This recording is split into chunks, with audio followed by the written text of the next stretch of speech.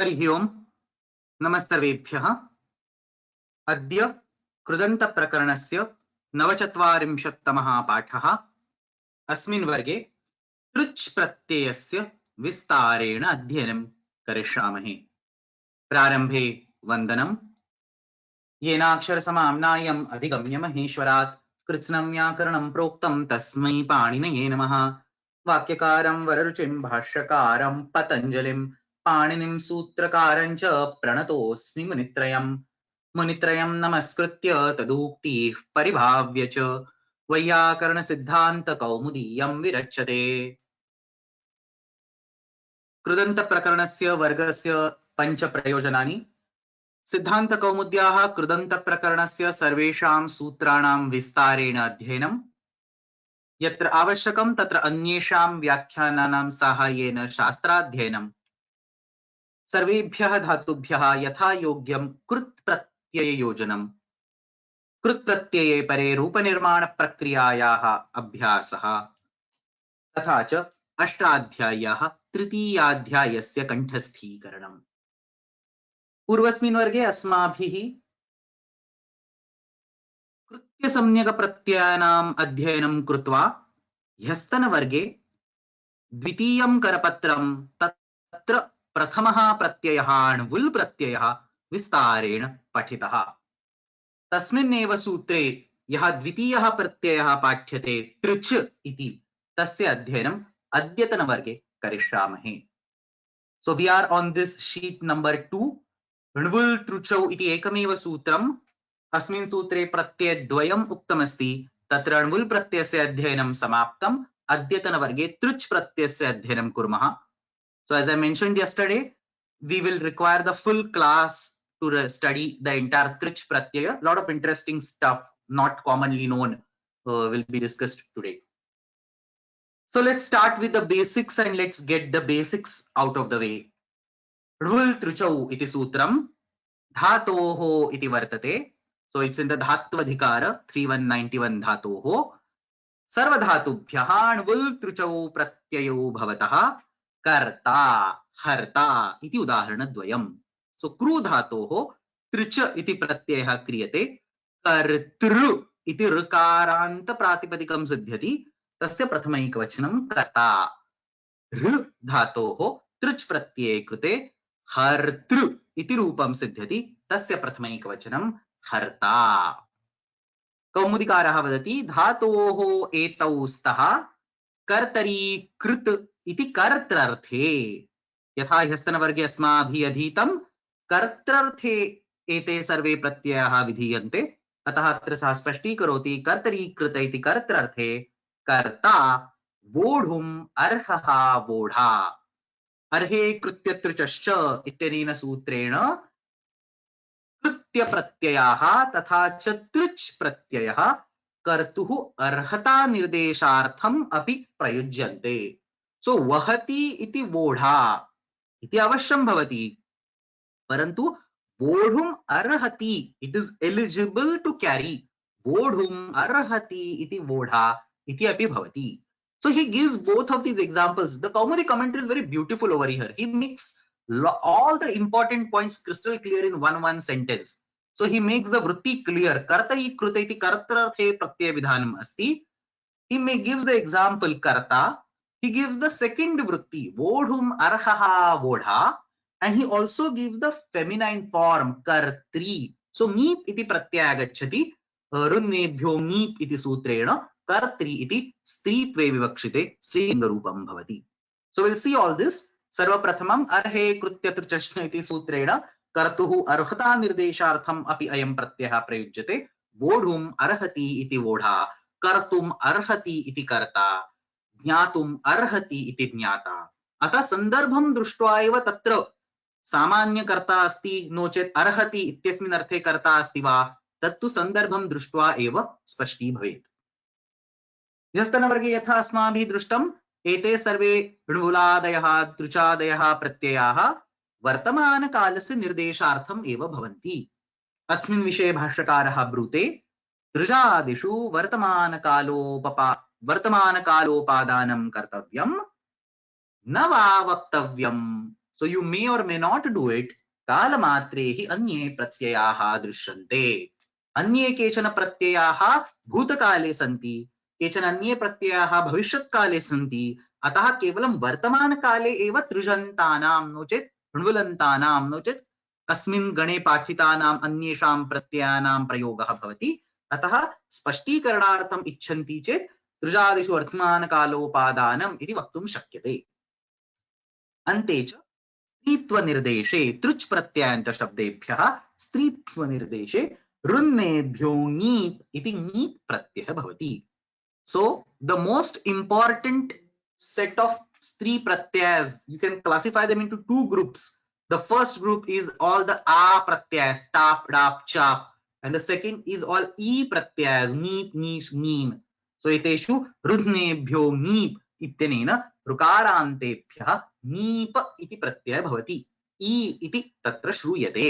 अतः करोति सा कर्त्री, कर्तृ इति ऋकारान्त शब्दः, तस्मात् नीप् इति कृते कर्त्री नदी शब्दवत् तस्य रूपाणि भवन्ति. करोति सा कर्त्री. Let's go ahead. तृच् प्रत्ययस्य वृत्तिः कथं लेखनीया एतदपि सरलमेव अस्ति. बहुवारम् अस्माभिः दृष्टम्. सर्वप्रथमं तु अर्हे कर्तरी कृत इत्यनेन सामान्य कर्तुः निर्देशार्थं वाक्यं भवितुम् अर्हति. करोति इति कर्ता, नो चेत् ददाति इति दाता, ब्रूते इति वक्ता, and so on. Very familiar examples. The second, which we have been saying again and again, arhe krutya truchascha. So even he is not, if he is not a direct karta, has not done or is not doing the kriya, he is eligible to do the kriya. Hantum arhati iti hanta, drashtum arhati iti drashta, jnatum arhati iti jnata, and so on.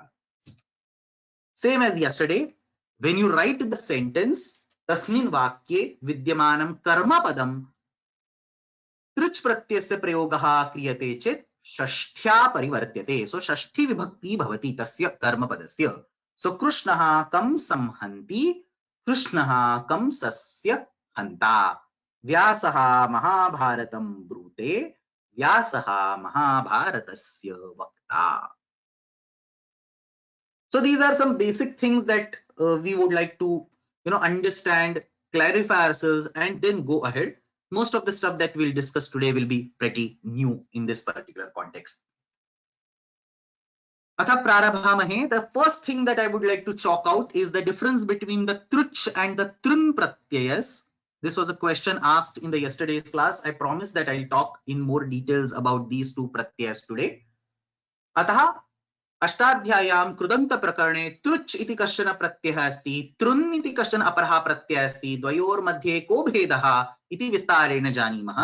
तस्मात् पूर्वम् अयं तृच् प्रत्ययः कुत्र विद्यते, तृन् प्रत्ययः कुत्र विद्यते, तद् एकवारं पश्यामः, अवलोकयामः. तत्र ण्वुलादयः सेकेंड शीट इत्यत्र ण्वुल् तृचौ, you get this तृच् Pratyaya over here. And as I mentioned yesterday, in sheet number 6, Tachilikas, you get a trun pratyaya over here.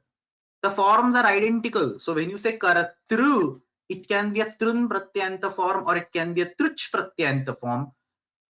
Typical source of confusion, is it a truch pratyanta or is it a trun pratyanta? Obviously there is a difference between the swaras, but nobody understands or pays attention to these swaras. So we need to understand the context. We need to understand where the truch pratyaya is used and where the trun pratyaya is used. So here is the comparison for both of these pratyas. We'll jot down the similarities as well as we'll jot down the differences. We'll just do a quick run over this table. So sarva prathamam truch pratyayah णवुल् truchau iti sutram णवुल् truchau iti sutrena sarvebhyah dhatubhyah truch pratyayah vidhiyate. Trun is the sutra in the Tachilika section. So trun iti sutrena punah sarvebhyah dhatubhyah tun pratyayah vidhiyate. This is a little bit, to be taken with a pinch of salt. However, yatah trun pratyayasya kechana apavadaah api agre uktaah santi. अपवादाः सन्ति चेत् तृन् प्रत्ययं ते नित्यं बाधन्ते. अतः यत्र अपवादाः उक्ताः सन्ति तत्र तृन् प्रत्ययः न भवति, तस्य अपवादः भवति. परन्तु मूलरूपेण औत्सर्गिकरूपेण तु तत्र तृन् प्रत्ययस्य विधानम् अवश्यं क्रियते. So whether tun pratyaya finally wins the battle is a different story, but on the top at the beginning, autsargika rupena, to start with, the trun pratyaya is always attached or is eligible for being attached to all the dhatus. So vul trucho vityanena sarvebhya dhatubhya truch pratyaya तथा च trun ityaneneva sutrena sarvebhya dhatubhya trun pratyaya. So that's one similarity. The second similarity is truch pratyayanta shabdaha vartaman kale eva prayujyante, trun pratyayanta shabdaha api vartaman kale eva prayujyante. So if we go to this sheet, 6th number sheet, it's pretty much clear over here. Sarve tachilikaha pratyayaha vartamane asmin adhikare eva pathitaha santi. So there is a separate adhikar vartamane lat ityasmat sutrat vartamanadhikaraha tatra prarabhate. Inside that vartamana adhikara, you have this trun pratyaya and all its apavadas. So by the virtue of adhikara samarthyat, trun pratyaya sarve kevalam vartamana kale eva bhavati. And same with the truch pratyaya we just saw on the previous slide, that Bhashyakara makes it clear that all these trujadis are to be attached only in the vartamana kala. So truch pratyayanta shabdaha trun pratyayanta shabdaha cha vartamana kale eva prayujyante. किंचित भेदम अपि पश्यामः. तृच प्रत्ययः क्रियां करोति इति तथा च क्रियां कर्तुम् अर्हति इति एतयोः अर्थयोः प्रयुज्यते. So this is nothing but the kartari kruta and arhe krutya truchascha. On the other hand, and this is one of the most important difference, on the other hand, trun pratyaya is used in very peculiar situations. It is not used to indicate a general karta, or it is not used to indicate the kartum arhati context, but it is used in a very peculiar situation. Kriya shilam asya.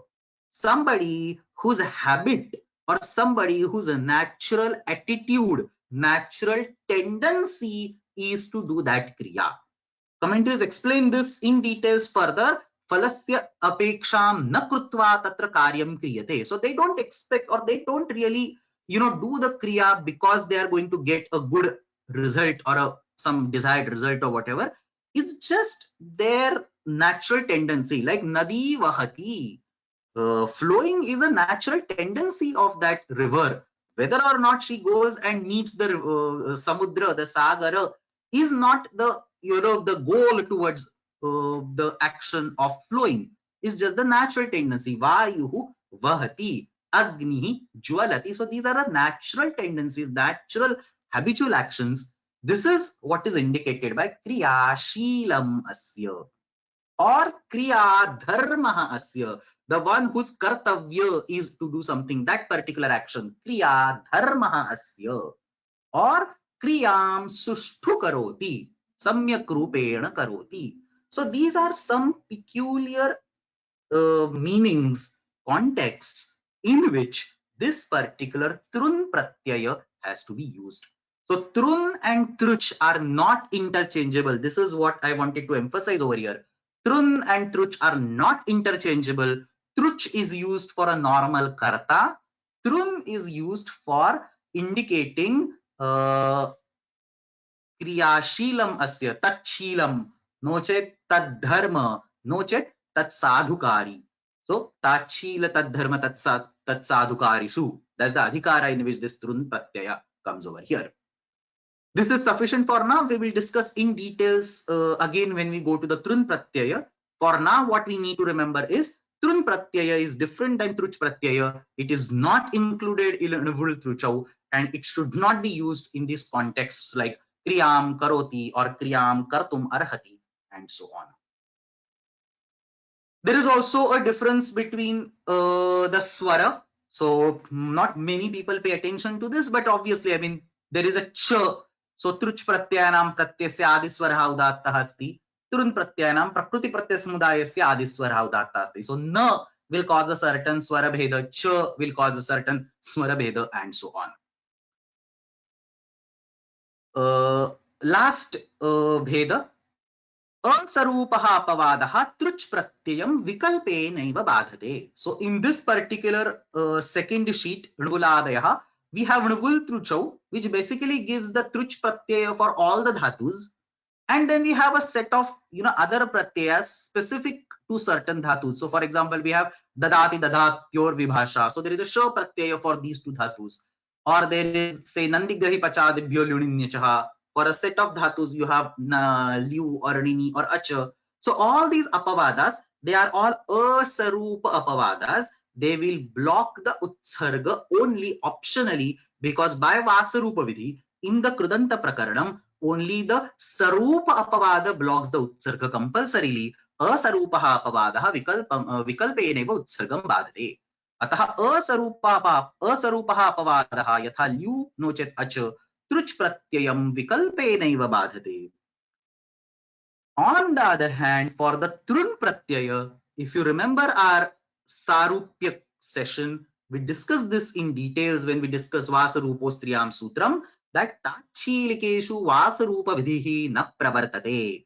In the tachilikas, vasarupa vidhi does not take place. What it means is that trun pratyayasya सर्वे अपवादाः असरूपः अपवादः भवेत् no चेत् सरूपः अपवादः भवेत् तृन् प्रत्ययस्य सर्वे अपवादाः उत्सर्गम् इत्युक्ते तृन् प्रत्ययं नित्यमेव बाधन्ते.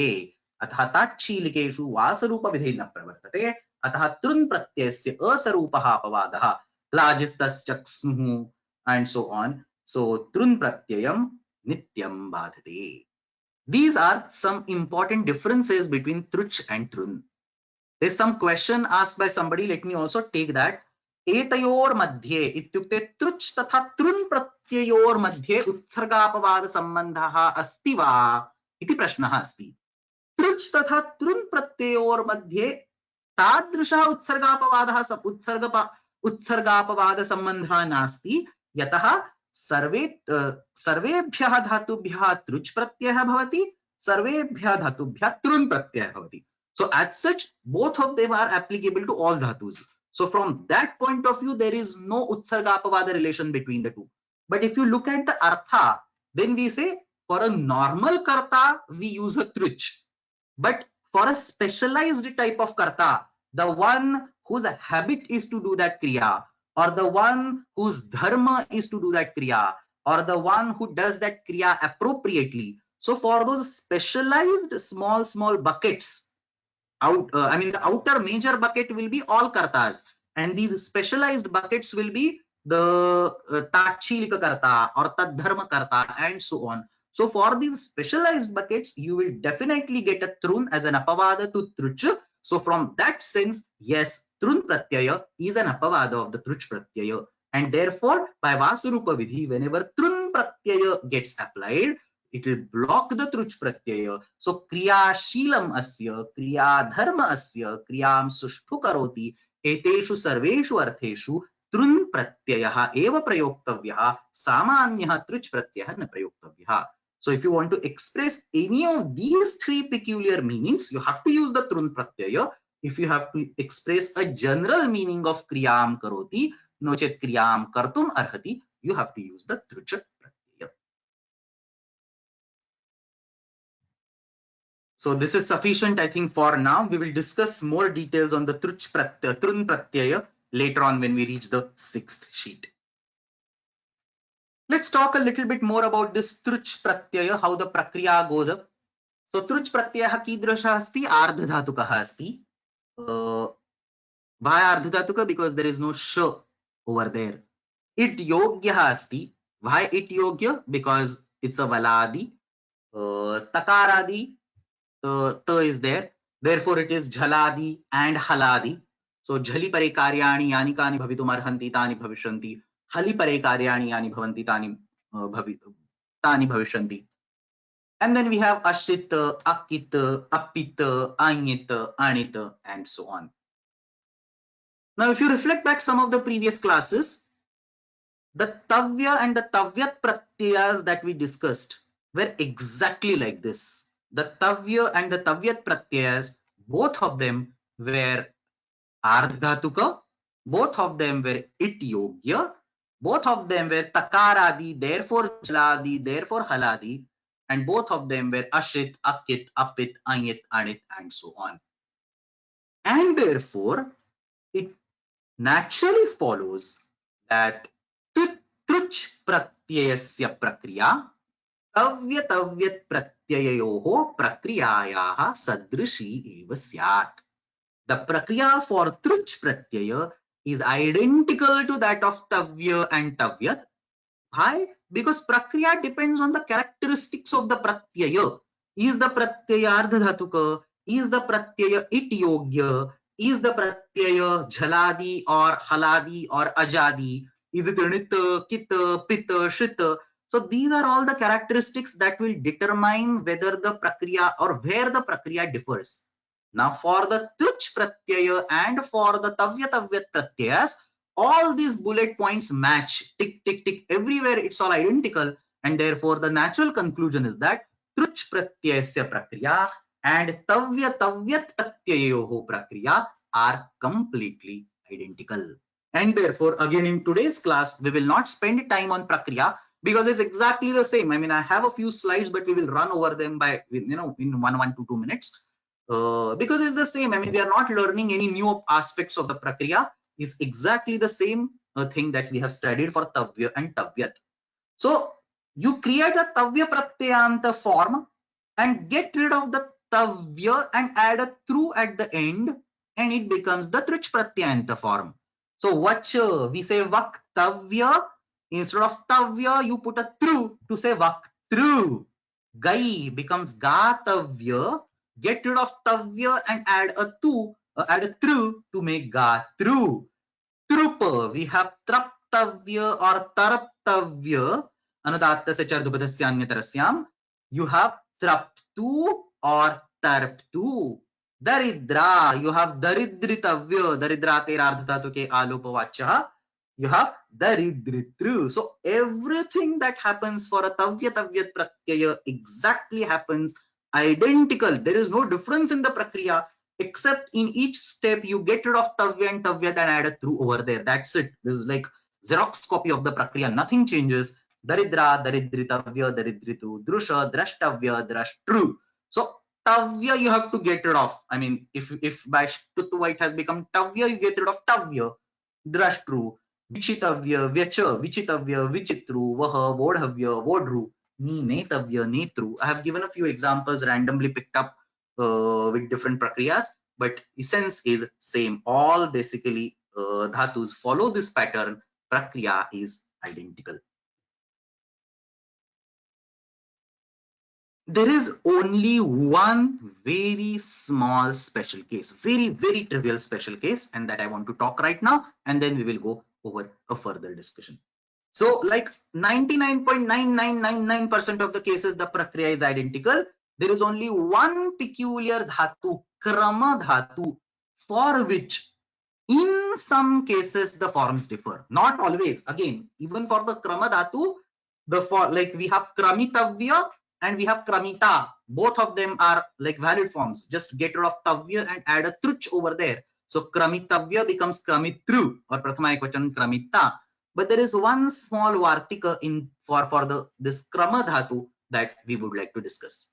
That will take a while, so please pay attention.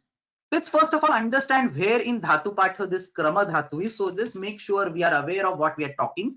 So we are talking about this krama dhatu, kramu pad vikshepe. This is in the bhwadi gana. This is a parasmai padi dhatu. Understand this, it's important. This is a parasmai padi dhatu and it is a set dhatu. That's why we say kramitavya and kramitru. Idagama comes over there. So this is parasmai padi dhatu and this is a set dhatu. What happens interestingly is that there are certain sutras in Ashtadhyayi in the Padanirnaya Prakaranam where under certain circumstances the parasmaipadi krama dhatu becomes atmanepadi. So kramapada vikshepe iti dhatuhu vastutaha parasmaipadi asti parantu kutrachit saha atmanepadi bhavati, gets transformed into being an atmanepadi dhatu. And not just one or two. The reason why I have a separate slide on this is that there are like 6 different sutras in the Atmanepada Prakaranam. So those who are not aware about this Atmanepada Parasmaipada Prakaranam, Whole 1.3 is about the pada nirnaya, anudattanyita atmane padam, swaritanita kartarabhipraye kriyafale, and sheshat kartari parasmai padam. So, in order to decide whether a dhatu is parasmaipadi or atmanepadi or ubhayapadi, you have to go to 1.3, starting from 1.3 point some, I think 13 or 14, all the way till end of 1.3. You have these sutras that will determine the pada. So in that particular set, here are those 6 sutras. This is very unusual. 6 different sutras spanning for only one dhatu. So 6 different sutras in sequence. Vritti sargatayane shukramaha upaparabhyam ang udgamane vef pada viharane propabhyam samarthabhyam anupasargadva. Eteshu shatsu sutreshu मूल रूपेण यहा परस्मैपदी क्रमधातुः तस्य आत्मनेपदत्वम् उच्यते. So now I am not going to go in the details of the meaning of these sutras because that's not required at this stage, but we will just take some examples. So ruchi buddhi kramate adhyayanaya chhatraha kramate, he is inclined towards study. Shastrani kramante, they expand. From one commentary, another commentary gets written, yet another commentary gets written. So they expand. So these are some examples where you see the Mula Rupena Krama is Parasmaipadi, Kramati iti bhavati, Parantu atra Kramate iti rupam likhitamasti. Upaparabhyam, when there is an upasarga or when there is a para upasarga, we get Atmanepadi forms. Upakramate, parakramate. For an ang upasarga, we get Atmanepadi form. Suryaha akramate, rises up iti arthaha. So these extra words like udgamane, padaviharane, samarthabhyam or vritti sargatayaneshu, all these extra words are telling some additional context. Only in these contexts that particular Atmanepada will happen and so on. Let's not go in the details for now. Just look at the examples. Ve padaviharane. So vi upasargaha asti chet Atmanepadam bhavati. Vikramate. प्रोपाभ्याम समर्थाभ्याम प्र उपसर्गः अस्ति चेत् no चेत् उप उपसर्गः अस्ति चेत् आत्मनेपदं भवति प्रक्रमते उपक्रमते and so on. And anupasargad va, if it does not have upasarga, just the standalone krama dhatu is used, then it is optional. Anupasargad va, kramate or kramati. So kramate no chet kramati. You get these two particular forms. There is somebody who is asking a question. All these sutras are meant for krama dhatu only. Yes, that is actually very unusual on Panini's part to spend 6 different sutras for one single dhatu. But yes, all these sutras are only for the krama dhatu. Vritti sargatayane shukramaha upaparabhyam angudgamane vef padaviharane propabhyam samarthabhyam anupasargadva. Let me just go to this krama dhatu. I think there is a typo on the website. Kramati and kramyati. And this is correct. So Atmanepada you don't get an akara desha. Kramate or kramati. It's written correctly over here. Kramate or kramati. So there are these 6 different sutras which will give Atmanepada for the krama dhatu under certain circumstances. This dhatu is actually Parasmaipadi. Now, why I am teaching all these things in the context of Truch Pratyaya? The answer is that Yasmin Sandarbhe, see the last line of the slide. Yasmin Sandarbhe Kramadhatoho Atmanepadasya Pratyayaha Bhavanti Tasmin Sandarbhe Asmat Vihitasya Truch Pratyayasya Idagamaha Na Bhavati. Take 1 minute to digest this. This is completely unnatural. What this statement is saying is that if the krama dhatu is used in the meaning where an Atmanepada Pratyaya is being mandated, then when you apply a Truch Pratyaya for that meaning, you will not get the Idagama. Yasmin Sandarbhe Kramadhatoho Atmanepadasya Pratyayaha Bhavanti. Please understand, there is no relationship between Atmanepada and Truch Pratyaya. Truch pratyaya is applicable to parasmaipadi dhatus, atmanepadi dhatus everywhere. The pada doesn't come in the picture. What he's talking about is the idagama. Krama dhatu in general we get an idagama, but if it gets used in the atmanepada context, then that context will not get an idagama for the truch pratyaya. So if you want to use, so for example, let's take this example, adhyayanaya kramate. So chhatraha adhyayanaya kramate. The teacher, the student is excited for studying. Chhatraha adhyayanaya kramate. Now, in this particular context, if you want to use a truch pratyaya, then you will not use the idagama and you will say chhatraha adhyayanaya kranta.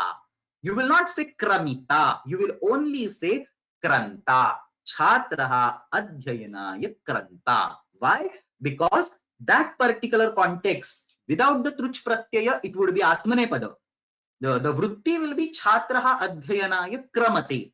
When you want to convert it into the truch pratyaya, the original context was the atmanepadi context, and therefore the truch pratyaya will not get the idagama chhatraha adhyayanaya kranta ityeva bhavati. So what is the context over here, or what is the whole storyline over here? There are a set of sutras by which krama dhatu, which is originally parasmaipadi, only in these particular meanings it goes into atmanepada. In such context, the truch pratyaya will not get idagama. So somebody is asking, does this not apply to tavya? Exactly. That is the difference between the truch and the travya for the krama dhatu alone. Tavya pratyaya is always set as far as the krama dhatu is concerned. I'll show it on the next example. I have an answer for this question on the next example. But what happens for the truch pratyaya? It will be set in most of the cases, but in these very peculiar cases, it will become anit.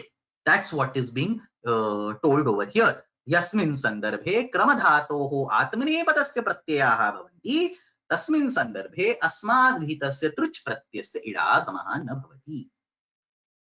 Before we go to next slide, there are a few questions. Let me just read out the questions. I don't have answers to any of them.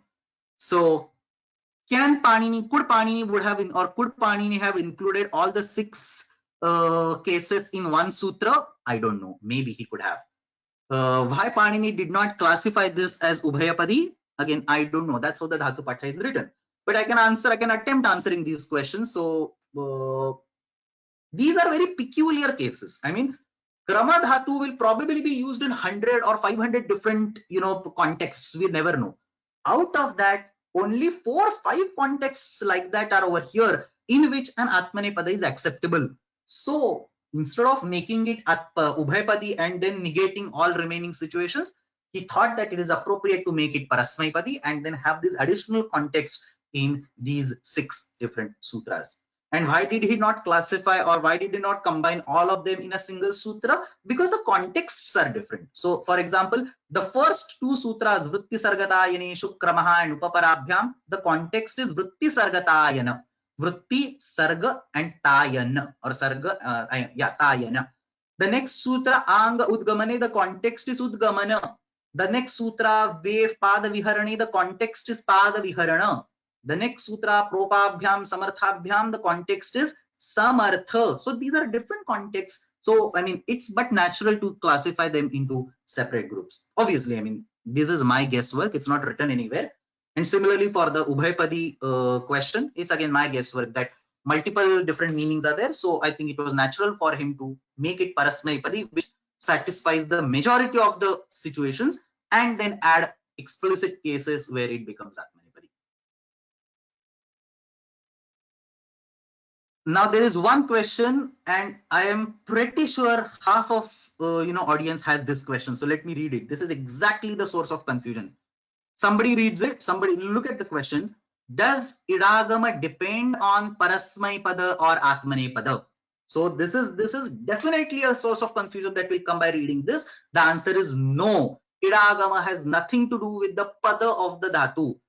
In general, I am saying, idagama depends. Where does idagama depend? We have studied the idagama in details. Idagama depends on whether the swara in the dhatu is anudatta or udatta. So anudatta ekacha upadeshe anudatta iti sutram asti.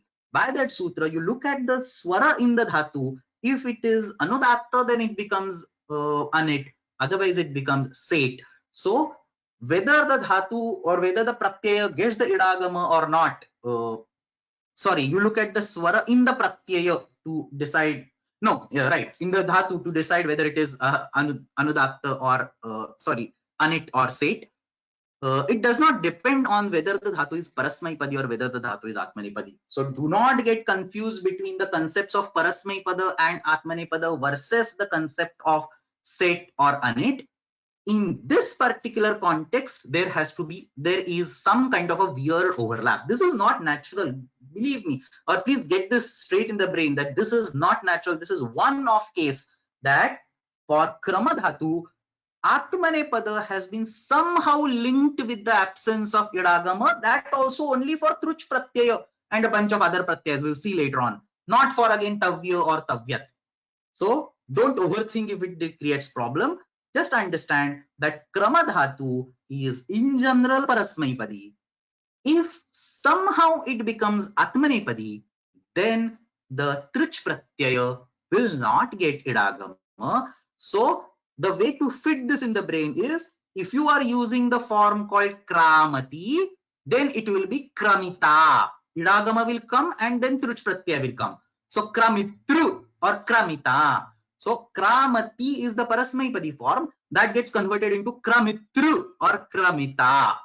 On the other hand, if you want to use a form like kramate or parakramate, akramate, then it will be kranta, or the pratipadikam will be krantru. So krantru versus kranta. That's all thing that you want to keep in mind. Somebody is asking, does this apply to trun pratyaya also? Yes, it does apply to trun pratyaya also. It applies to a bunch of pratyayas. On the next slide, I will give you more details. For now, we were talking about truch, so I explicitly wrote the truch over here. The bigger picture, I mean, you don't have to take my words. I mean, there is an explicit Vartika over there which we will study. So Vartikakara is the Pramana. I am not the Pramana here.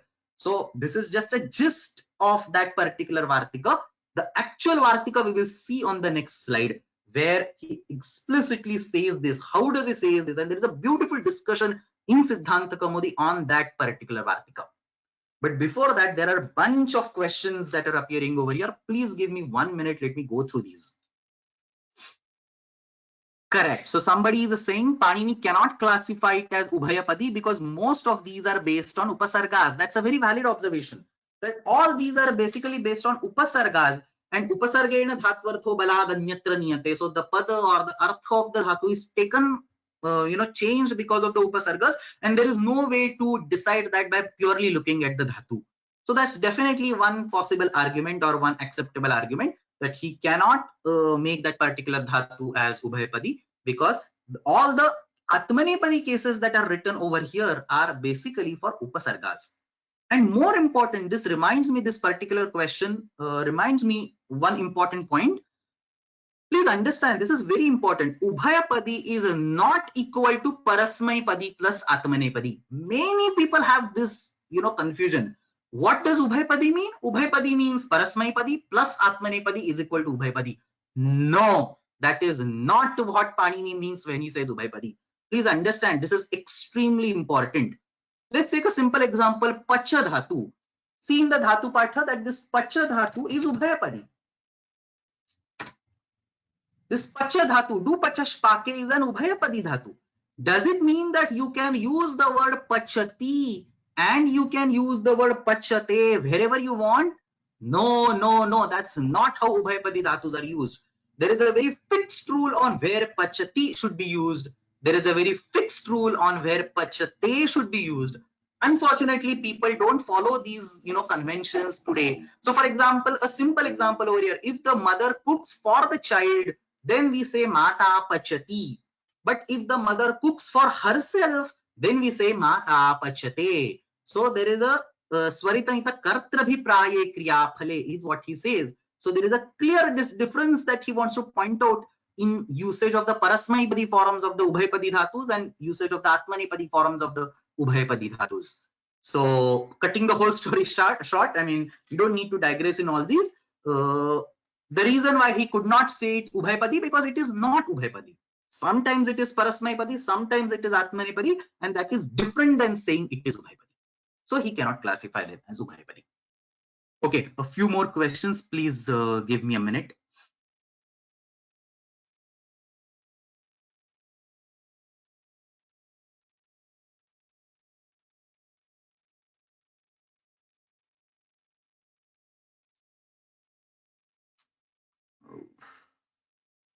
Okay, there are a few questions, but not related to the current discussion, so I'll just take them offline.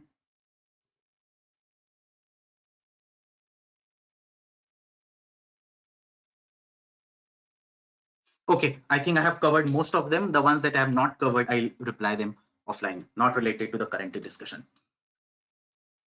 So with this thing in mind, let's now go to the next slide, which actually captures this whole essence in a form of a clear Vartika. So we have this Vartika, it is there in 7.2.36 in Kashika, and it is there in the current Sutra in Rvultruto. So if you look at Kaumudi, we will see that right on the next slide. Rvultruto Vityatra, the current Sutra, you have this particular Vartika. Ramehe kartaryatmane padavishayat krutaha in nishedho vachyaha. This is the Vartika. This is the actual Vartika. Now it might be easy to understand because I have given the full context. Kramehe, he is talking about Krama Dhatu. Atmane pada vishayat, only when the Atmane pada context is in your mind. What is an Atmane pada context? On the previous slide, sorry, what is the Atmane pada context? On the previous slide, we saw these particular 6 things. This is Atmane pada context. So Kramehe, we'll keep that Kartari word aside for now. Atmane pada vishayat krutaha, krut pratyayasya इण निषेधः वाच्यः इडागमः न भवति. क्रमधातोः यत्र आत्मनेपदस्य सन्दर्भः अस्ति तत्र इडागमः न भवति. What kind of krut pratyaya? Only the kartari krut pratyaya. What kartari? What is a kartari krut pratyaya? A general krut pratyaya which is not explicitly told in the karmani or bhave or any other sense is a kartari krut pratyaya. So whenever you have a kartari krut pratyaya, then in the context of the atmane pada, the krama dhatu does not get the idagama or the pratyaya. Dhatu will never get idagama, it is a pratyaya. So krama dhatoho vihitaha krut pratyaya idagamam na prapnoti. So kramupada vikshepe iti bhadigadasya parasmaipadi set dhatu, that set thing is important. Parantu भिन्नैः सूत्रैः वृत्तिसर्गतायनेषु इत्यस्मात् आरभ्य अनुपसर्गाद्वा इति यावत् इत्येतैः सूत्रैः क्रमधातोः विशिष्टेषु सन्दर्भेषु आत्मनेपदस्य प्रत्ययाः भवन्ति. एतेषु सन्दर्भेषु यदि क्रमधातोः कर्त्रर्थे कृत् प्रत्ययः विधीयते, so you can have truch or you can have trun or you can have any other pratyayas which expects an idagama.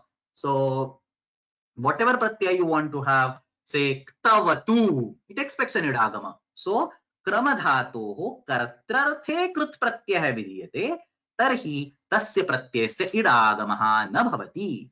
So chhatraha adhyayanaya kramate, the students is excited towards the study. Sotsahena adhyanam karoti iti arthaha. Chhatraha adhyayanaya kramate, chhatraha सोत्साहम अध्ययनम करोति. सोत्साहेन is wrong. सोत्साहम अध्ययनम करोति. छात्रः अध्ययनाय क्रन्ता. So here you do not get the idagama. And understand the two important words, kartari, kartari eva. So if you want to use the tavya or the tavyat pratyayas which we have studied earlier, these are karmani pratyayas. You do not get the particular vartika in action at that point in time, And therefore we never studied this Vartika when we talked about the Tavya and Tavyat Pratyayas. Chhatrena Adhyayanaya Kramyate. So this is the Karmani Prayoga. Therefore we can convert it into Tavya. Tayoreva Krutyakta Khalarthaha Ityanena Karma Samanyartham Tavya Pratyaya Bhavati. So Chhatrena Adhyayanaya Kramitavyam. So you do get an idagama, and Nishedha does not happen. And Atmanepada Vishayat Eva. Suryaha Makare Sankramati enters that particular constellation. This is the Parasmai Pada Prayoga. This Sankramati context is not in any one of the previous 6 contexts. If you go over there, there is Upa, there is Para, there is Ang, there is Vi, there is Pra, there is Upa. There is a discussion of not having any Upasarga, but Sama is not anywhere in that list. So Suryaha Makare Sankramati ityatra आत्मनेपद विषयः नास्ति, अतः अत्रापि इण् निषेधः न भवति. सूर्यः मकरे संक्रमिता इत्येव सिद्ध्यति. So I know this is completely new thing to digest, because first of all there happens to be a confusion that what is the relation between Parasmaipada and Atmanepada versus Set and Anit. There is literally no relation except for this particular situation, and 2-3 situations we'll see down the line. Is there in today's class a little bit later. So the point to understand over here is that Kramehe Kartari Atmanepada Vishayat Krutaha Innishedhaha Vachyaha. Specifically for the Kramu Padavikshepe Dhatu, if the context requires an Atmanepada for the Tinganta, then the Krut Pratyaya, any Kartari Krut Pratyaya, Truch is an example that we are studying right now. Also Trun, somebody was asking, because that is also Kartari Krut. Some other Kartari Krut also, like Tavyat will be there. So anywhere the Idagama will happen, those kind of Kartari, not Tavyat, Tavatu will be there. So any kind of Kartari Krut Pratyayas are acceptable. In all these situations, we will not get an Idagama in case of the Atmanepada and the Kartari. We have not even, scratched the surface of the iceberg. There's a lot more about this Vartika. So on the next slide, we are going to deep dive into a little bit of Shastra Vishaya on this particular Vartika. So as I said earlier, we are not going to touch Prakriya. There are a few slides, but I don't want to touch it. There is a lot of Shastra discussion about this particular Sutra, which is very interesting. So let's think about this Vartika a little bit. Now that we have understood the meaning of this Vartika in details, let's think about this Vartika. Kramehe Kartari Atmanepada Vishayat Krutaha Nishedha Vachyaha. A few words in this Vartika are very clear, and I can, I'm convinced that they should be there. Kramehe, this word has to be there. It's talking about Krama Dhatu. Kartari, this word has to be there because it's talking about the Kartari context. Atmanepada, this word has to be there because we have to basically talking about Atmanepada. Kruta, compulsory it has to be there because Krut Pratyaya is what is being discussed. Nishedha, that's obviously the, Idagamasya Nishedha, that's the final goal. And Vachyaha is basically, he is concluding that particular statement. So most of the words in this particular Vartika are very important, very useful, except for this weird looking word called Vishayat. So why did Panini or Vartikakara, why did Vartikakara add the word Vishaya in this particular Vartika? What would be the problem if you just say Kramehe Kartari Atmanepadi or Atmanepade Krutaha Innishedhaha Vachyaha? Why you want to add an explicit word called Vishayat? If this Vishayat is not there, if you just say Kramehe Kartari Atmanepade Krutaha Innishedhaha Vachyaha, what the problem would it cause? So why are we talking Atmanepadasya Vishayaha in this particular Vartika? Kramehe Kartari Atmanepada Vishayat Krutaha Innishedho Vachyaha Asmin Vartike Vishayat iti kimartham iti prashnaha. There is an answer to this in Kaumudi. We will see, and then we will understand it with the help of Bala Manorama. So Kaumudi says, ananya bhave vishaya shabdah. So Kaumudi is explaining the meaning of the word vishaya. He says ananya bhave vishaya shabdah तेन अनुपसर्गाद्वा इति विकल्पार्हस्य न निषेधः क्रमिता तदर्हत्वमेव तद्विषयत्वं तेन क्रन्ता इत्यपि इति केचित्. So what does Kaumudi say? Kaumudi says that what is the point of this Vishaya word? Vishaya word is used in the meaning of Ananya. Ananya bhave Vishaya Shabdaha. Kaha arthaha? Pashyamaha. We have to go back to a few slides where we see this particular Atmanepada table once again. So let's concentrate on this particular table. One important observation on this table is that the Krama Dhatu is Parasmaipadi by default, and then there are some sutras which are converting this Dhatu to Atmanepada. And this initial set of sutras, Vritti Sargatayaneshu Kramaha Ityasmat Arabhya Propabhyam Samarthabhyam Ityeteihi Sutraihi Kim Kriyate Yaha Parasmaipadi Kramadhatuhu Asti Saha Nityam Atmanepadi Kriyate. The Parasmaipadi Dhatu is compulsorily converted into Atmanepada. You don't have a choice. So when he says Upaparabhyam or when he says Vev Pada Viharane, he explicitly tells you to make this particular Dhatu Atmanepadi in that context. So it is not correct to say Chhatraha Adhyayanaya Kramati. You have to say Chhatraha Adhyayanaya Kramate. An Atmanepada is forced on you. It is not a choice which is given to you. The Atmanepada for these sutras like Vrittisargatayani Shukramaha or Upaparabhyam or Anga Udgamani and so on is a compulsory Atmanepada. On the other hand, this last sutra Anupasargadva is a Vikalpa. It tells you you can either use an Atmanepada or you can use a Parasmaipada. So the Atmanepada enforcement across these 6 sutras is on 2 levels. On one level, by the first 5 sutras, it is a compulsory enforcement. On the second level, by the last sutra, it is an optional enforcement. What Kaumadikara is saying over here in the Vishaya word is that he says this particular Vartika must be applied only when the Atmanepada enforcement is compulsory. If the Atmanepada enforcement is optional, then you do not apply this Vartika. That's exactly what Kaumadikara is saying over here. Ananya bhave Vishaya Shabdaha. Na anya is equal to ananya.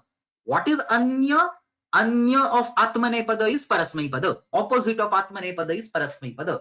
So na anya bhave. Atmanepadam eva bhavati. Parasmaipadam na bhavati. Iti ashayah Atmanepada Vishaya iti shabdena spashti kriyate. So what is the difference between Atmanepada versus Atmanepada Vishaya? Atmanepada is general Atmanepada. It can be compulsory Atmanepada or optional Atmanepada. It will be Atmanepada. But Atmanepada Vishaya is compulsory Atmanepada. If a sutra, the last sutra, Anupasargadva, when that sutra is giving optional Atmanepada, it is not Atmanepada Vishaya. It is only Atmanepada. And therefore, you do not apply the Vartika. So, in Nishedha does not happen. So, you see the form as Kramita. That's exactly what he says over here. Ananya bhave Vishaya Shabdaha tena Anupasargadva iti vikalparhasya na nishedha. When Atmanepada is only by vikalpa, only by option, only optional, then you do not get the idagama nishedha, so you will still say kramita. The normal form will be kramate or kramati. Option is given, but because that Atmanepada is not compulsory, because an option is given, therefore the idagama nishedha will not happen. The idagama nishedha is happening only for the Atmanepada Vishaya which is nothing but compulsory atmanepada. Let's read Balamanorama and it will be much clearer now, or once it is clear it will be a revision. Nanu evam sati kramita ityatra katham idagamaha. So the whole point, whole discussion starts by saying that there is a word called kramita. You see it in the literature, and how come there is an idagama on kramita? It should be kranta. Why? Because there is a sutra that will give an atmanepada at least optionally, so it should be kranta over there. ननु एवं सति क्रमिता इत्यत्र कथम इत्यत आह अनन्य भावे विषय शब्दः वर्तते इति शेषः. So you complete it. अनन्य भावे विषय शब्दः वर्तते. What is ananya bhava? He makes it clear on the next line. Atmane pada avina bhava. Without atmane pada, I mean, this is written in a reverse way. Atmane pada avina bhava means non-atmane pada is not there. So paratmane pada is effectively not there. It is always atmane pada only. Compulsory atmane pada has to be there. You cannot have optional atmane pada. क्रमेहे कर्तरी आत्मनेपदिनः इत्येतावदेव सिद्धे इति एतावता एव सिद्धे विषयपदोपादानात् अयम् अर्थः लभ्यते इति भावः. So just by saying atmanepada, he could have given that particular vartika. So kramehe kartari atmanepadinah. Look at the vartika. He says kramehe kartari atmane pada vishayat. He could have just said kramehe kartari atmane pada. So kramehe kartari atmane padinah ityetavata eva siddhe. Just this much was sufficient. Ityetavata eva siddhe vishaya pada upadanam. Insertion of that extra vishaya word in that particular vartika. Vishaya padopadanat ayam artha labhyate. Kaha artha? Compulsory atmane padam iti artha. Tatha cha tena iti. He is talking about the mool. Tena iti is basically this tena word. Tena iti kramita ityatra kramehe anupasargadva iti atmane pada vikalpa vidhanat. There is an option whether it is an atmane pada or parasmai pada. You have an option. Atmane pada vikalpa vidhanat nityam atmane paditva abhavat. Because there is a vikalpa, compulsory atmane pada will not come. Id nishedha na. And therefore you do not get the nishedha of the idagama. Nityam atmane paditva bhavat in nishedha na ityarthaha. This is one paksha. This is one argument. One group of scholars argue like this. The second group of scholars argue completely opposite. They say the word vishaya indicates an option. That's the second argument. So tad arhatvam eva tad vishayatvam. So basically second group of scholars says that the word vishaya is nothing but atmanepada. So you can actually get rid of that word vishaya. You don't need it because this distinction, compulsory versus optional, is not there. Anytime you have atmanepada, you are allowed to do id nishedha. So kranta can still be used in place of kramita. So tad arhatvam eva tad vishayam. This is the second paksha. What is the first paksha?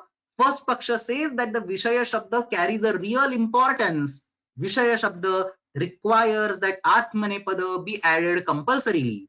That's the first paksha. The second paksha says, no, vishaya shabda is just for the justification. You can anyway get rid of it. Even if atmanepada is optional, you still can do an id nishedha. So that's the second paksha. He explains matantaram aha. Other group of scholars believe atmane pada arhatvam eva atmane pada vishayatvam. If there is an eligibility of atmane pada, whether it is compulsory or whether it is optional, you don't care. If there is an eligibility of atmane pada, you call it atmane pada vishayatvam. So you can have kranta as the form even for the anupasarga situation. So you can read more about this in commentaries if you want, but what is the gist over here? The question was kramehe kartari atmane pada vishayat krutaha in nishedho vachyaha asmin vartike vishayat shabdasya kaha arthaha. So the answer is आत्मनेपद नित्यत्वम् इति एकः पक्षः, आत्मनेपद अर्हत्वम् इति अपरः पक्षः. The first paksha gives a very concrete meaning to the word vishaya by saying it is a compulsory atmanepada entity, whereas the second paksha says the word vishaya does not carry any new meaning. You can anyway get rid of it, or if you want to keep that word over there, you can just say atmanepada arhatvam iti atmanepada vishayatvam. So these are the two pakshas that are written in the Kaumudi in this context. So next few slides are actually about the prakriya. I don't want to enter the prakriya right now because, as I mentioned, there is nothing new. It's exactly identical to the prakriya of the tavyata and tavya pratyaya. So same sequence as the flow chart. Don't lose the sight of the flow chart. We spent 28 classes on purely studying the flow chart. There is a reason for that. I do not want anybody to create your own sequence of prakriyas by deviating from the flow chart. You will end up in some or the other kind of mess. So please follow those steps very precisely. We start with krudvritti, itsamnyalopa, prakrutika karyam, pratyaya vivakshayam dhatu parivartanam, then pratyaya vidhanam, upapada samasa, idagama, antaranga vidhi, nitya vidhi, anga karya, varna karya, tripadi karya, and so on. So basically this is a reference slide. You can take a look at these. All these sutras have already been studied. I do not want to spend time on this because there is some very interesting stuff coming which I want to spend next 20-25 minutes on. Before that, let's read the Kaumudi Vyakhya and then we will go to some interesting aspects in the Bhashya. So as I mentioned yesterday, today I have shown the Truch Pratyay Vishayaki Vyakhya in the brown color. The wool part is now muted, is now in the gray color. Let's read. I'll not translate line by line. I think most of you and all of you should understand this. Dhatoho etau staha kartari kruta iti kartrarthe karta vodhum arhaha vodha kartri. Now he starts certain aspects of prakriya. Gam kutad iti nitvam kutita. Vija ita vijita. Radhija bhorachi. Netyaliti radhehe. So he's talking about various sutras that you can use in the prakriya. Radhita, Radha, Masjinashoho itinum, Mangta, Nashta, Nashita, Rabhera Shablitoho, Rabdha, Labheshcha, Labdha, Tishasaha. So these are all Idagama related sutras. Tishasaha iti wait, Eshita, Eshta, Sahita, Sodha, Daridratehe, Alopaha, Daridrita. Kratehe kartari atmanepada vishayat kruta inyashedho vachyaha. This is what we discussed right now. Prakranta. Kartari itikim prakramitavyam. We saw this example. Atmanepade itikim sankramita. We saw this example. And this last part we discussed in details. Ananya bhave visheshabdaha. Tena anupasargadva iti vikalparhasya nishedhaha kramita. The second paksha is tad arhatvameva tad vishayatvam. Tena kranta ityapi kechit. And so on. And in this next two lines, I'm not going to talk about them right now because they have no context in this particular situation. What he's trying to say in these next two lines is that just like how for the krama dhatu, the idagama depends on the pada. Similarly, there are a few situations where idagama depends on the pada. So gama dhatu is one such example where the idagama depends on the pada in certain situations. So gama is actually anit dhatu. We say ganta or we say gantavyam. But when it comes to the sakaradi pratyaya, we say gamishati or we say jigamishati. So the idagama comes over there. So there the idagama depends on the pada of the dhatu and the certain type of pratyaya. So he's giving a few more examples. Gamerit ityatra parasmai badadharanam tanganayoho abhavam laksheti evam navruddhya chadurudhya chaturbhyascha and so on. So if we had a time, I could have explained this, but there is so much to teach specifically for the portion that I don't want to deviate away from the portion. So this particular two lines basically have nothing to do with Truch Pratyaya. He's giving a few more examples of where the idagama depends on the pada, like the krama dhatu. Next slide. I want to finish this in 5 minutes because there's a lot more to talk about actually. So this slide was actually inspired by one of our regular attendees. He asked me this question a few months ago, and I did not have an answer to this question at that moment. I thought a lot on that. Very beautiful question. The question is this: is there a difference between the Truch Pratyaya forms and the Lut Lakar forms? So those of you who have studied a little bit of Tinganta Prakriya, Ardha Dhatuka Prakaranam will know that in the Lut Lakara, Lutaf Prathamasya Darau Rasaha Ityanena Ta Tarau Taraha Iti Tatra Pratyaya Bhavanti. So patita patitaro patitaraha, ganta gantaro gantaraha, karta kartaro kartaraha, data dataro dataraha. So in the lut lakara prathama purusha ekvachan, let's take this any random dhatu. For example, if you take this pacha dhatu and if you go to this lut lakara, you see the first line as pakta, which is same as the truch pratyanta form. The truch pratyaya will also be pakta. And you go to any dhatu, bhu, the first entry over here will be bhavita, and for truch pratyaya also it will be bhavita. So the question was, is truch pratyaya and lut lakara forms, are they always identical?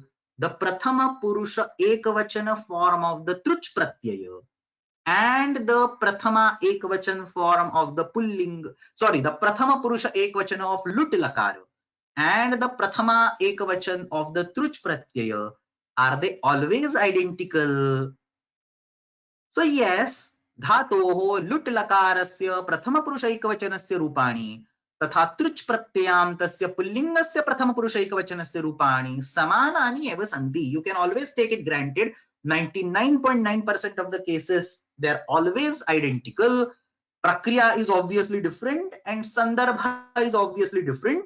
The lut lakar is for the bhavishyat kala, the truch pratyaya is for the vartamana kala. So the forms will be same, but the context will be different, the prakriya will be different. But as a rule of thumb, you can always assume that lut lakarasya prathama purusha ekavachanasya rupani and truch pratyasya pullingasya prathama purusha ekavachanasya rupani. So kru dhatu becomes karta in the truch pratyaya, it will become karta in the lut lakara. So 99.9999% cases they are identical. There are only two exceptions. द्वयोः धात्वोः विषये तृच् प्रत्ययान्त शब्दस्य रूपं तथा लुट् लकारस्य रूपं भिद्यते. Exactly two particular situations for the dhatu called krupa and for the dhatu called vyacha. So I will leave this slide to you for studying because lut lakar is not in the context of our particular course right now. So I don't want to spend more time on this. But for krupa dhatu, I have explained what happens for truch pratyaya and what happens for lit lakara. Not lit, lut lakara, typing mistake. What happens for lut lakara and vyacha dhatu, what happens for truch pratyaya and for what happens for the lut lakara. So the reason for vyacha dhatu is because vyacha dhatu is in the kutadi gana only for the krut prakriya. So for the krut prakriya, it goes in the kutadi gana and therefore you have to do a samprasaranam.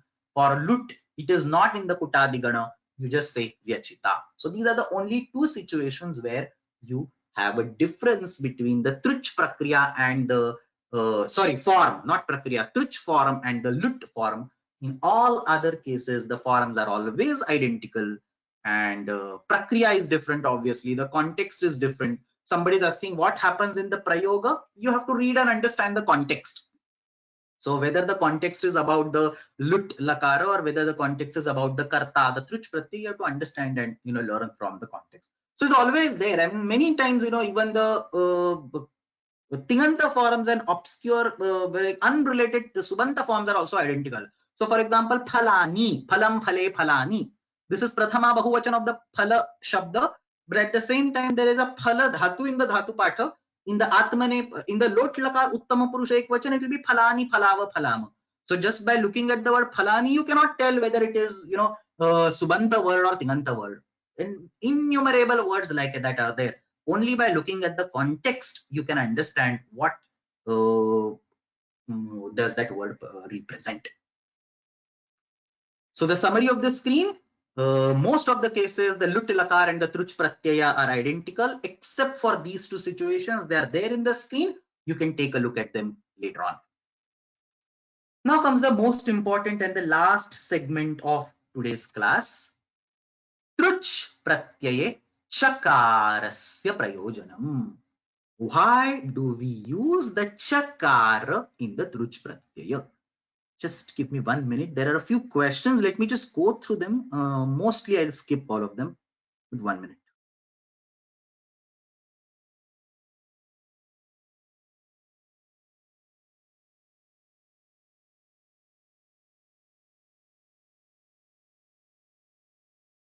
So actually, in interest of time, let me just finish up what is being discussed over here.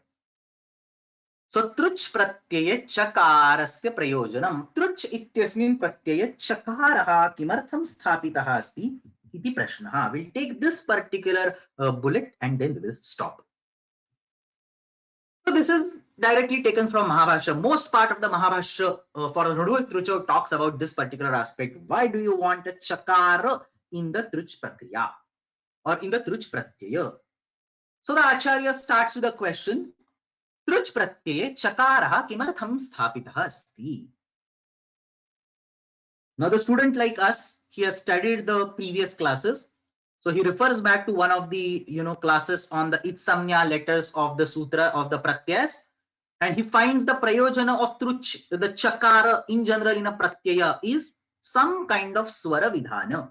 So he says swara vidhana artham. Obviously, I mean, there is no vruddhi, there is no guna, none of that is a real prayojana. The main prayojana of chakara is a swara vidhana. So any student who has studied diligently whatever we have learned so far will answer this. Truch pratye chakaraha kimartham sthapitaha asti swara vidhanartham. Now, obviously, the beauty is in the details. So, Acharya asks, what kind of Swara Vidhana? The Acharya wants to confirm whether he really knows or not. Kidrusham Swara Vidhanam. Chitaha iti krudantasya antima swaraha udattaha bhavet. So, he references that sutra. We have studied this sutra 61163. Anena sutrena krudantasya antima swaraha chit pratyanta samudayasya ityukte krudantasya antima swaraha udattaha. Whenever a pratyaya has a chakara as an itsamyaka, the last swara, the krudanta, is the prakriti pratyaya samudaya. The last swara of that, not the last swara of the pratyaya. I mean, eventually it will be the last swara of pratyaya, but the way it says is pratyaya samudayasya antima swaraha udattaha bhavati. So krudantasya antima swaraha udattaha bhavati. Now here comes a very interesting thing. We have a pratyaya called trucha. There is only one swara in trucha, which is the rukara, and therefore the last swara of the krudanta will be that rukara. So krudantasya antima swaraha ityukte truch pratyayasya prathama swaraha. But that swara will anyway become udatta by adyudattascha, because the pratyadhikara starts by saying pratyayaha, parascha, and adyudattascha. The first swara of the pratyaya will always become udatta. So by default, by the virtue of the pratyadhikara, the first swara of the pratyaya will always be udatta. If the pratyaya has multiple swaras, like shanach pratyaya, for example, it has two swaras. There is a and there is a nakarottara akaraha. So shanach pratyaya having a chakara makes sense. That by adyudattascha, the akara of shanach might become udatta, but that gets overwritten by the chitaha, because there is a cha itsamnyaka in shanach. So that will cause the nakarottara akara, which is the final swara of the krudanta, to become udatta. So in general, when the pratyaya has multiple swaras, two or more, then having a cha at the end makes sense. But if the pratyaya has only one swara, then that swara is anyway pratyayasya adi swara, and it will anyway get the udattatva by adyudattascha, which is common across the entire pratyadhikara, and therefore again you don't want the chakara to make that udatta. So krudantasya antima swaraha chitaha ityanena udattaha na bhavati. Krudantasya antima swaraha atra pratyayasya prathama swaraha asti. Saha tu adyudattasya ityenaiva udattaha bhavati. Ataha पुनः चकारेण तस्य उदात्तत्व विधानस्य na kinchana prayojanam. You do not need a chakara in trucha for explicitly giving a swara vidhana, explicitly doing a swara vidhana. So the question, so we come back to the question, why you have a chakara? Why not just say true? Say half matra, ardha matra, लाघवेन पुत्रोत्सवं मन्यन्ते वैयाकरणाः. Say one matra, just say true. Why not even, why say trucha? So swara is a wrong answer. So he comes up with a different answer. He says, there is another pratyay called trun. Now we need a distinction. Trun pratyayat पृथग् रूपेण अस्य ग्रहणं स्यात् अतः अत्र चकारः स्थापितः अस्ति. So we would like to distinguish between trun pratyaya and truch pratyaya, and therefore we need something over there.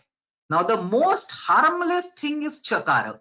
If you add any other itsamyaka letter, maybe it has another side effect of ruddhi, guna, some other swara, something else might come. Cha is actually harmless because the swara that cha is giving is anyway given by Adyudattascha. So it's a free gift given to us. So let's use cha so that we can easily distinguish it from the trun pratyaya. So tarhi trun pratyayat prithag rupena asya grahanam syat ataha atra chakarah sthapitah bhavet. So then the acharya asks, etadrusham grahanam kutra ishyate? Why do you need to, I mean, there is a separate sutra called trun. There is a separate sutra called Unugul Truchau. So you have two different sutras. Why do you need to, explicitly separate out Truch from Trun? And then he says, there are a lot of sutras where Truch is used. So Trujvat Kroshtuhu. There is a Truch pratyaya used in that sutra. Trujakabhyam Kartari. There is a Truch pratyaya used in that sutra. Arhe Krutya Truchascha. There is a Truch pratyay used in that sutra. We would like to keep it separate from Trun, and therefore Chakara is added. So what is the student saying? The Chakara is added because we would like to reference Truch pratyaya in sutras like Trujvat Kroshtuhu or like Arhe Krutya Truchascha, where we do not want to reference the Trun pratyaya, only Truch pratyaya, and so that extra chakara is added so that we can distinguish it from the trun pratyaya. Now that is obviously a weak argument, and Acharya points out the mistake immediately. He says, change the truch pratyaya to true and rewrite all these sutras. So instead of rugul trutau, you have a true over there. And then rewrite all these sutras. Instead of trujvat kroshtu, you say truvat kroshtu. Instead of trujakabhyam kartari, you say trakabhyam kartari.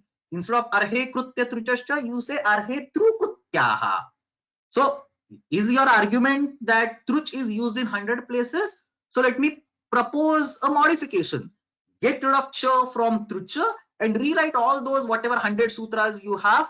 Instead of trucha, write a true over there. Okay, so that's what the Acharya is telling, that's again not a valid argument. If your objection is that there are a multiple set of sutras where truch reappears, rewrite all of them. Tarhi truch ityasya sthane tru ityevam swikrutya etani sutrani truvat kroshtuhu trakabhyam kartari arhe trukrutyaha ityeva syuhu. Now the student says that's not correct, because as soon as you say true over here, it immediately will bring trun also. True will mean any general true. So it will also bring trun. So he says asyam sthitau true ityanena trun pratyasya api grahanam bhavet iti apattihi. That's the problem. What is the problem? As soon as you replace trucha by true, it will indicate everything in Ashtadhyayi that is true, and that might include trun also. So yatha arhe true krutyaha. What Acharya is proposing? Acharya is proposing do arhe true krutyaha. He says arhe true krutyaha iti uchyamane arhatayam trun pratyayanta shabdanam prayogaha api bhavet. Incorrectly. Na ishyate. Incorrectly prayog bhavet na ishyate. So that's what he's concluding. He's saying that if you have true, it will indicate, it will capture trun also, resulting in incorrect applications of the trun pratyaya in the context of arhata. See how beautifully even the student is thinking. Like a normal student cannot think at this particular level. The one has to really understand the material that has gone or has been taught so far, and only then these kind of arguments can come. And this is there in Mahabhashya. So these are not my own dialogues. They're there in Mahabhashya. I'll just walk you through it a little bit later. So अस्यां स्थितौ तृन् प्रत्ययस्यापि ग्रहणं भवति इति आपत्तिः अर्हे तृकृत्याः इति उच्यमाने अर्हतायां तृन् प्रत्ययान्त शब्दानां प्रयोगः अपि स्यात्. So Acharya says tatha na syat, that will not happen. See, very important point on this bullet. He says no, it will not happen. By purely mentioning true, it will only capture the true pratyaya and not the trun pratyaya. Why? Because there is a paribhasha which says niranubandhaka grahane na sanubandhakasya. There is a paribhasha niranubandhaka grahane na sanubandhakasya.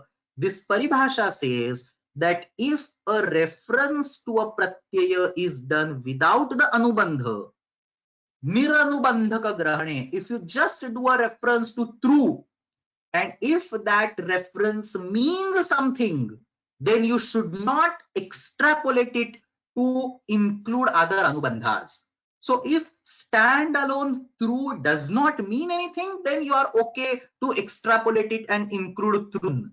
But if standalone true means something, then you cannot extend the scope of that particular sutra.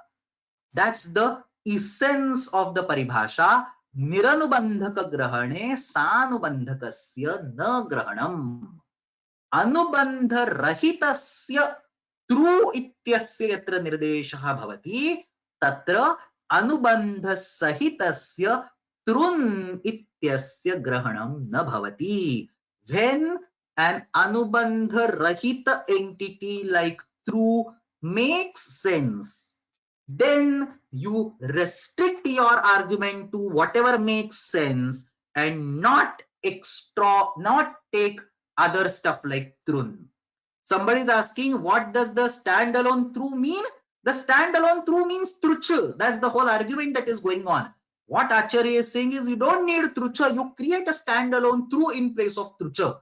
Now the standalone true will mean a pratyaya whose original name was trucha. But now it is true, and that's what we are talking about.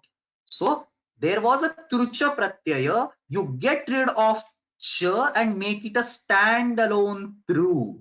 So standalone true is now a valid pratyaya. There are two pratyayas now. There is a standalone true, which is one pratyaya, and there is trun, which is another pratyaya. Now the question is, when you say arhe true krutyaha, will it include both the pratyayas? Will it include standalone true, which is a rewrite of trucha, and will it include trun? The answer is no. Niranubandhaka grahane sanubandhakasya na grahanam. If niranubandhaka, a pratyaya without anubandha, the standalone true, it makes sense, then you do not include the one with the anubandha. So niranubandhaka grahane na sanubandhakasya iti paribhashaya अनुबंधरहितस्य true इत्यस्य यत्र निर्देशः क्रियते तत्र अनुबंधसहितस्य trun ityasya grahanam na bhavati. So what is Acharya saying? Even your second argument is shot down. What was the second argument? Or what was the first argument? The first argument was about the swara. It is shot down. What is the second argument? The second argument is that if you replace truch by true, then there is an apatti of having trun in the picture, coming in the picture. The Acharya says no, the comparison between standalone true and trun, when both of them are valid pratyayas, niranubandhaka grahane sanubandhakasya grahanam na bhavati, a simple reference to true will be restricted to true, it will not be extended to trun. So when you say truvat kroshtu, it is only the true pratyaya which is a rewrite of truch. When you say trakabhyam kartari, it is only the true pratyaya. When you say arhe true krutyaha, it is only the true pratyaya. So what is the conclusion over here? The Acharya is saying you don't really need a trucha, because the chakara in trucha, because it is because even if you rewrite it as through, everything is set well. I will need probably 10 to 15 more minutes. I don't want to stop this argument. I know we are running out of time. You're free to discontinue and then join back or listen offline later on. But we are still entering the argument. The argument is not over at this stage. So this is the second argument given by the student is killed. And then the student is still not, convinced. He says, well, there is another reason. There could be another reason. The student says, there is a sutra that I have learned in the Suganta Prakaranam. Most of you would have learned it. Aptrun, truch, swasru, naptruneshtu, and so on. In this sutra, now look what is happening. There is a clear reference to trun and truch, two different pratyas which we were talking about. There's a clear reference over here. So up, trun and truch, both the pratyas are over there. Now he says here trun and truch. When you write it like this, trun and truch, it is very clear that we are talking about trun pratyanta words and we are talking about truch pratyanta words. But as soon as you rewrite this trucha to through, as soon as you do this, you will say up, trun, through, swasrun up through. And if you rewrite that trucha to through, it will mean that general words which end in through, like matru, pitru, these are not the truch pratyanta words. These are the general words that end in through. These words will also end up in an upadha dirgha because of this sutra. So this sutra is used to do an upadha dirgha, data, datarau, dataraha. So when you say datru, datarau, dataraha, in those particular forms, you have an upadha dirgha over there. That upadha dirgha is caused by this aptrun truch sutra. This upadha dirgha is restricted to trun and truch pratyanta words only. It doesn't happen for words like matru and pitru. Mata, matarau, mataraha. Pita, pitarau, pitaraha. You do not get an upadha dirgha over there. Upadha dirgha like data, datarau, dataraha. Hanta, hantarau, hantaraha. Patita, patitarau, patitaraha. This upadha dirgha is restricted only for the trun pratyaya and only for the truch pratyaya, not for general true shabdanta words like matru and pitru. So now how beautifully student is arguing. He says, if now you change truch by true, what will happen is that this particular sutra, it will start acting up for all the true ending words, not just the truch and trun. It will start acting for all the true ending words, and therefore matru, pitru, these words will also have an anishta upadha dirgha causing matarau, mataraha, pitarau, pitaraha, whereas the correct forms are matarau, mataraha, pitarau, pitaraha. So he says tarhi aptrun truch ityasmin sutre truch ityasya sthane केवलं true इति उच्यमाने truch प्रत्ययः यस्य अन्ते नास्ति तादृशानां मातृपितृशब्दानां विषये अपि सर्वनामस्थाने परे उपधा दीर्घः भवति इति आपत्तिः. And therefore you need a truch is what he's saying. He's coming back to the original point. Keep truch as it is so that matru and pitru are excluded from this sutra. If you get rid of truch and add a simple true over here, that matru and pitru will also start having the upadha dirgha. Third and the last slide. So he says, Bhashyakara says, or the teacher says, na bhavet. That won't be, you don't have to worry about that. Tasmin neva sutre naptru swasru iti nirdesha. So he says that are very smart argument, but that argument is not correct. Why not correct? Because there is a word called swasru and naptru in this particular sutra. So Bhashyakara is actually talking in a cryptic sense. He says that your argument is correct, but it will not happen like that. Why it will not happen? Because there is a word called swasru and naptru in this sutra.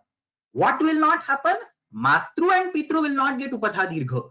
Even if truch gets replaced by tru, the whole argument is that truch is being replaced by true. So even if truch gets replaced by true, and if you rewrite this sutra as up, trun, true, swasru, neptru, still your fear that matru and pitru will get an upadhadirgha is not a valid fear, because there is a word called swapsru, and because there is a word called swasru and naptru in this sutra. Very weird and convoluted argument. So he says na bhavet tasminneva sutre naptru and swasru ityasya nirdeshat. Now nobody will make any sense out of this. So the student is asking, what are you talking? What is the relation of naptru and swasru with the truch and trun and matru and pitru and so on? So he says tat katham. What is the relationship of naptru and swasru with whatever we are talking right now? And then Bhashyakara answers, etau shabdau niyamarthau yoni sambandhavachi shabdanam upadha dirghaha syat chet naptru swasru ityetayoho eva bhavati. So what Bhashyakara is saying is that, what was your argument? Your argument was that matru and pitru will crawl into this sutra had we replace, or if we replace truch by tru. If we replace truch by tru, what is happening? Matru and pitru might crawl in this sutra, causing matarau, mataraha, pitaraha as incorrect construct. So he says that not the case, because matru and pitru are the yoni sambandhavachi words, the relational bandhuvachi words, the words that give a relationship. Yoni sambandhavachi, the words that give some kind of relationship. So matru and pitru are the words that give some kind of relationship, and the words that give relationship and which require upadha dirgha are already included, swasru and naptru. So swasru is a sister and naptru is a grandchild, I think. So swasru and naptru are the yoni sambandhavachi words, are the relational words that are already included. Therefore, if Panini wanted matru and pitru, he could have included matru and pitru specifically.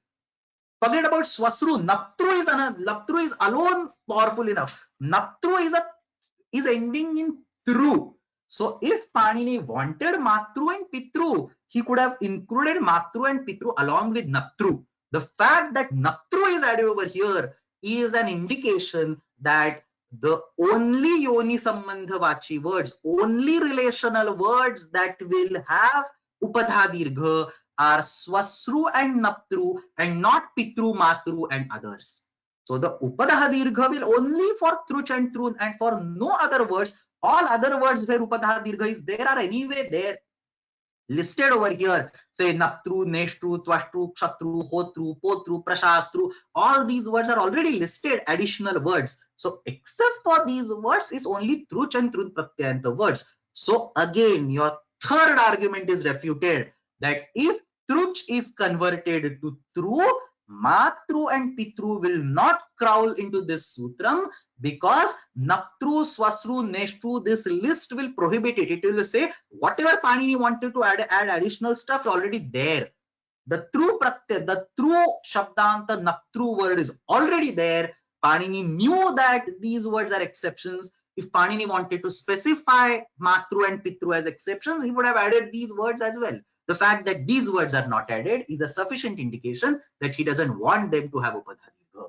So योनि संबंधवाचि शब्दानां उपधा दीर्घः स्यात् चेत् नप्तृ स्वस्रु इत्येतयोः न अन्येषाम् इति नियमेन इति ज्ञापकेन केवलं तृ इति शब्दः लिख्यते चेदपि वरम्.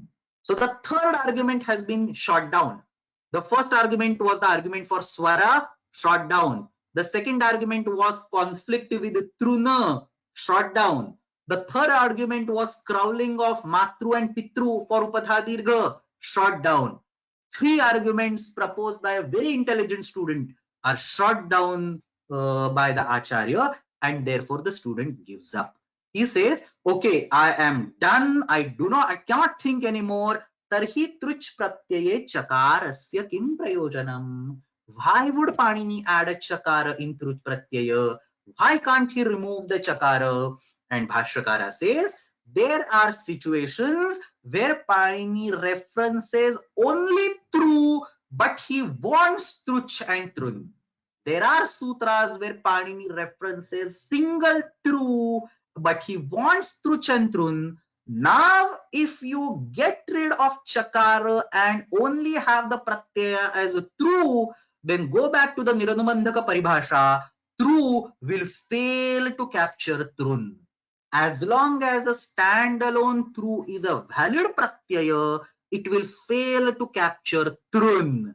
But there are situations where Panini references the true and wants to represent both truch and trun. Therefore, standalone true cannot be a single pratyaya. Let's go back to one last slide for one last time. If the standalone true starts becoming a pratyaya, then the standalone true will not capture truna by the paribhasha niradubandhaka grahanena sanubandhakasya. So the standalone true will be incapable of including truna. But Panini has sutras where standalone true has been used, where he wants truch and trun both, and therefore some anubandha must be added in truch. And then the student asked, where is that sutra? I mean, I gave so many examples. How couldn't I remember? Etadrishaha true nirdeshaha kutra kriyate. So Maharshi says there are sutras in Tadhita Prakaranam. There is a sutra. This both of them are actually used in the Tadhita Prakaranam. So he says there are these sutras in the Tadhita Prakaranam. Tush chandasi. There is a tru pratyay. Shashti panchami shashti ekvachanam is tuhu. So tru is there. Turishthe me asu. So in both these sutras, there is a reference to true, and that true reference is a common reference of truch and trun. So truch trun ityetayoho, sorry, tu chandasi and turishthe meyasu, both the sutras have a reference of true, which is a common reference for truch and trun, and therefore he must have a separate truch and a separate trun. He cannot get rid of the chakara and say true as it is. So he says, Tush chandasi turishthe me yasu ityatra. And now comes the most brilliant argument from Bhashyakara. He says, now that Panini has used true to indicate truch and trun together, there is no reason. I mean, now that I have told that Panini has indicated true to include truch and trun together, there is no reason to specify trun and truch separately in that aptrun truch sutram. So in aptrun truch sutram, somehow he specifies them separately. He says trun and truch. Whereas for tush chandasi or for turishthe me yasu, in both these sutras, the word true, I mean, in the sutra you see tu, but it is Panchami Shashti Ekvachan. The original word is true. So in both these sutras, you see the word true, which represents both truch and trun. So similarly, in this sutra also, he could have just said true instead of having trun and truch separately. So aptrun truch ityasmin sutre api trun truch ityetayoho sthane true इत्येवं ब्रूयात् तेन truch trun उभयोः अपि ग्रहणं भवेत्, and therefore णुबुल truchौ इत्यत्र तकारः चरितार्थः, and therefore chakara is required in णुबुल trucha. So on the next slide, I have the entire bhashya. Please go through it. We are running out of time, so I don't want to spend any more time. The red color lines are the lines of the student. The blue color lines are the lines of the bhashyakara. So whatever I have explained earlier is right over here. Just for the sake of completion, let me read it without explaining. Most of the or all of things should be clear, and then we will end the class. So kimarthaha chakaraha swararthaha चितोन्त उदात्तो भवति इति अन्तोदात्तत्वं यथा स्यात् न एतदस्ति प्रयोजनम् एकाच् अयम् तत्र न अर्थः स्वरार्थेन चकारेण अनुबन्धेन प्रत्ययस्वरेणैव सिद्धम् विशेषणार्थः तर्हि क्व विशेषणेन अर्थः अप्तृन्तृच् इति ट्रू इति उच्यमाने मातरौ मातरः पितरौ पितरः इत्यत्रापि प्राप्नोति. द सेकंड आर्ग्युमेंट स्वश्रू नप्तृग्रहणं नियमार्थं भविष्यति एतयोः एव योनिसम्बन्धयोः नान्येषां योनिसम्बन्धानाम् इति. सामान्य ग्रहण विघातार्थस्तर्हि. So this is the answer given by the Bhashyakara. It's in blue color. सामान्य ग्रहण विघातार्थस्तर्हि क्व सामान्य ग्रहण विघातार्थेनार्थः अत्रैव यदेतत् trun truchor grahanam etat tru iti vakshami. So instead of trun and truch, you can write a single tru. Etayoreva swasrunaptru grahanam yamartham bhavishyati. Etayoreva yoni sambandhayoho. So by combining truch and tru into tru, matru and pitru cannot crawl. He's repeating the same argument. Matru and pitru cannot come because there is a niyama done by swasru and naptru. So swasru naptru grahanam yamartham bhavishyati. Etayoho eva yoni sambandhayoho nanyesham iti. And then he used further more references.